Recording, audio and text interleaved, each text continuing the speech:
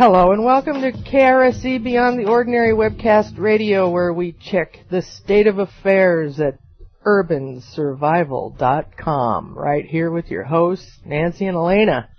We want to know what's going on.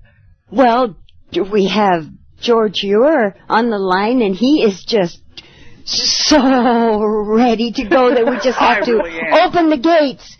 Go, George. I guess, first of all, hi, guys. Hi. See, he's like a thoroughbred being held back. Yeah.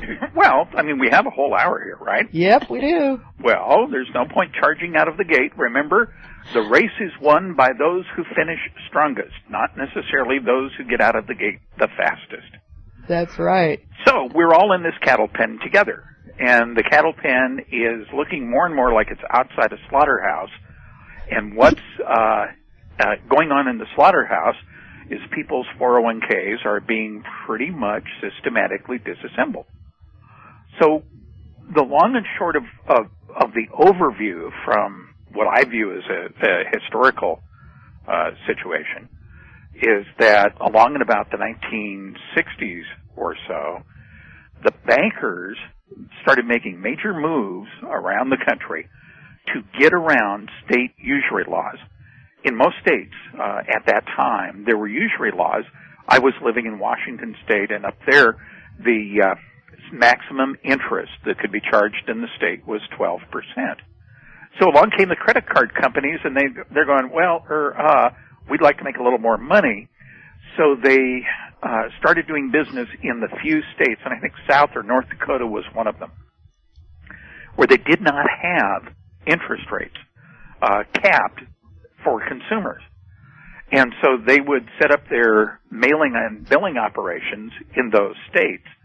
And even though the charges may have been incurred in a state where usury laws were in place, as long as the credit card company could argue that it was legally domiciled, or the corporate guys had their operation in a state without a usury cap, there was a landmark Supreme Court decision that said, bankers can pretty much do what they want to you. And so what that set up in the 1960s and 1970s was a huge swing in how the world operated. You see, up until that point, the global economy was kind of sort of loosely based anyway on what people made and sold and consumed. But starting in that period of time, we saw the great shift into, a little drum roll here, financial products. And financial products is what set us on the road to hell. And just because here lately we're all sort of feeling the bumps of it, this is a long, winding road that will probably, and some of the best people I know, I wrote about this in my Peoplenomics newsletter last weekend, some of the brightest people I know expect that before this year is out, the administration will be forced by turns of events, such as today's drop in the producer price index, and some other factors that are starting to build. They'll be forced to move government in the direction of inflation. Now, you never thought that you'd hear government cheering on inflation, but the alternative is deflation. And deflations historically last 10 to 15 years, end in major wars, and are not a lot of fun. On the other hand, inflations typically run 4 to 6 years, don't necessarily end in a war, and they are somewhat survivable. In other words, the bankers get to keep their money and their assets. What goes on in a deflation is the destruction of debt, which sounds like, that's not a bad thing. How can having less debt be bad? Well, on the other side of every debt is an obligation to an investor. And so what happens in a deflation is the investments that have been made in the economy by people expecting returns, like maybe me with a 401k, or you with whatever an IRA, or whatever your way of saving for the future is. So with that major change of dynamic, what has happened is that government will soon find itself in a place where if they don't get some kind of inflation going, we'll pass a tipping point beyond which auguring into a global depression will become unavoidable. So how's that for a happy, optimistic start of things? You don't have any beer handy, do you? No, I mean, not to be too serious about this stuff, but Ben Bernanke's been on television today going, well, we're now looking at a variety of economic models to try to understand what's going on. And it's really very simple. Finance is not a business model. Finance is a tool. And we've been living in a country where our biggest export to the rest of the world has been what? Illusion. Our debt. I mean, we don't make enough airplanes up at Boeing, and we don't make enough Caterpillar tractors compared to the size of the debt that we're exporting to people who, thank heaven, are still gullible enough to buy it. Guys like China and investors in other parts of the world. What happens this spring, and I think you had Cliff on recently, right? Yes, we did. Yeah, the problem that he's showing in the predictive linguistic work out of halfpasthuman.com is that we get to a point this spring where all of a sudden the entire world begins to look at the United States, scratch its head a bit and go, well, wait a minute, what are we really getting here? And what they're getting at the moment is paper and a promise of more paper. Because you see, at the end of the day, money is supposed to be a long-term holding point for future value. When the confidence begins to waver in our future values, we got a real serious problem. But that's not till later this spring. Yeah, Cliff said that it would be an ugly summer. Yeah, the summer health stuff is a major problem because it's not confined strictly to economics. In his linguistic work, yes, there's plenty of economic woes and panic and so on and so forth.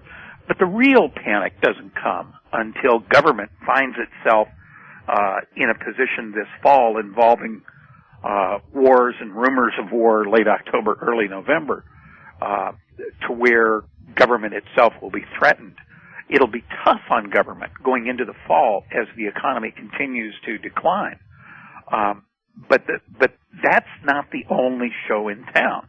We just had our linguistic hit, our first of many linguistic hits on the whole notion of dancing mountains, and the dancing mountains of Italy killed what, nearly 300? Yeah. And so we'll have a little bit of that going on. We're due to have a lot more severe weather this spring. That's kind of an every spring thing, but at the same time, we may briefly, and I mean briefly between now and maybe May 18th or so, we may actually see a bit of an uptick.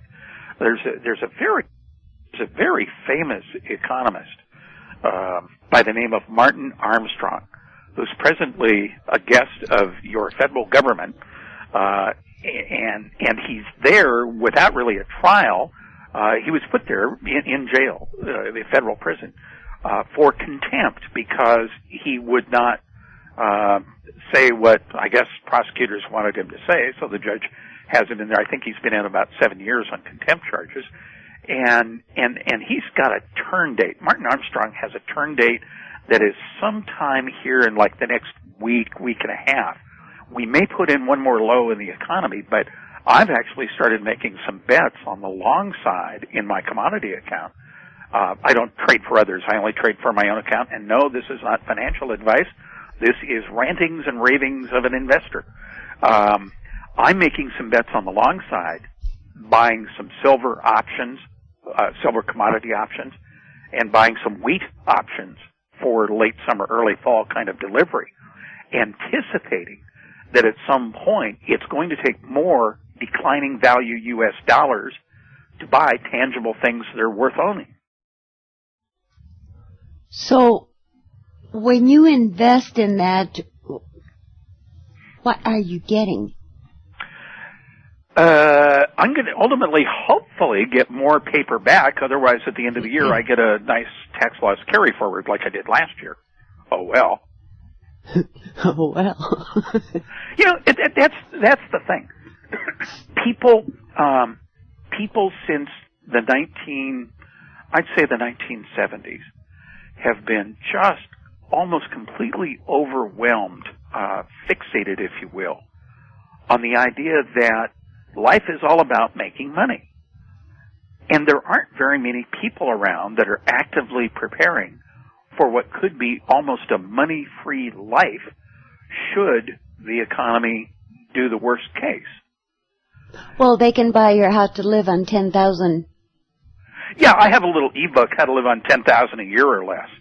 And we're actually very close to doing that at our place. I mean, we spent considerably more than 10,000 last year, but we didn't really have to. It was largely discretionary things like, well, let's buy all new appliances while the factories in Korea will still sell us stuff. And let's put in a new central air system because the one we have is 20 years old, not energy efficient. And let's make a major investment in $20,000 worth of solar panels, inverters, battery bank, things like that. Oh, and as long as we're at it, let's buy a gun. Can you? Oh yeah.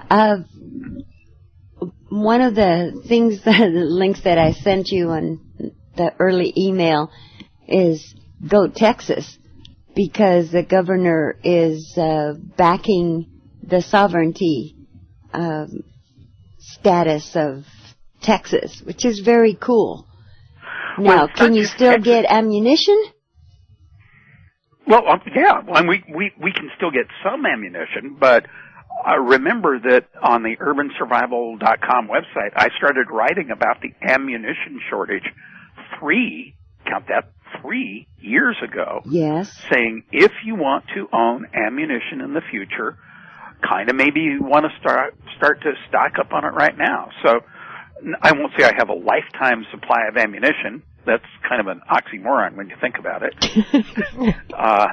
But I have enough to repel coyotes and other undesired predators from my property, which is really the purpose of a gun when you live out in the woods. Yeah.